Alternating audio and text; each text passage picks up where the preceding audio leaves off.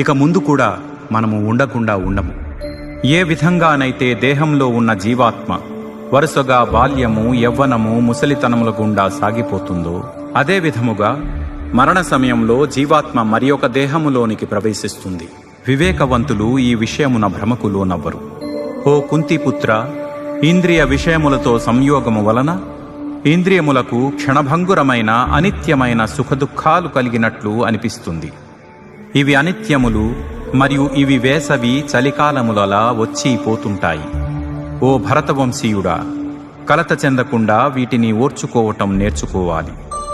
ఓ అర్జున, పురుషశ్రేష్ఠుడా, సుఖదుఖములచే ప్రభావితం కాకుండా రెండింటిలోనూ చలించకుండా నిశ్చలముగా ఉన్న వ్యక్తి మోక్షమునకు అర్హుడవుతాడు.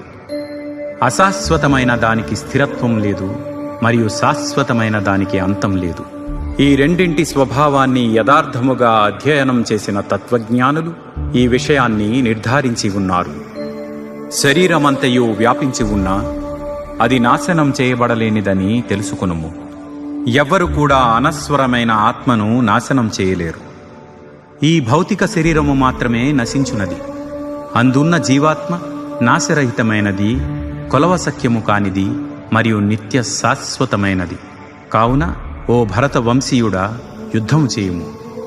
ఆత్మ ఇతరులను చంపును అని భావించేవాడు, ఆత్మ ఇతరులచే చంపబడును అని భావించేవాడు ఇద్దరూ అజ్ఞానులే.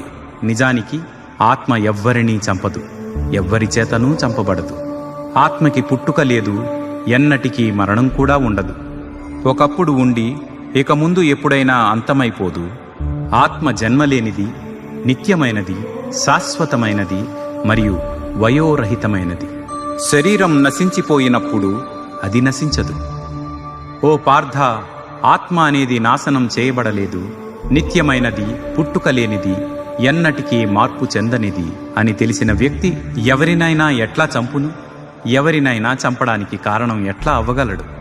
ఎలాగైతే మానవుడు జీర్ణమైపోయిన పాత బట్టలను త్యజించి కొత్త బట్టలను ధరించునో అదే విధముగా మరణ సమయములో జీవాత్మ పాత శరీరమును వీడి కొత్త శరీరమును స్వీకరించును.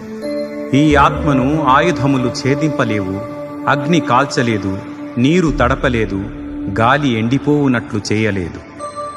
ఆత్మ విచ్ఛిన్నం చేయలేనిది మరియు దహింప సఖ్యము కానిది. దానిని తడుపుటకును మరియు ఎండించుటకును సాధ్యం కాదు. అది నిత్యము అంతటా ఉండేది, మార్పు లేనిది, పరివర్తన లేనిది మరియు సనాతనమైనది. ఆత్మ అనేది అవ్యక్తమైనది, ఊహాతీతమైనది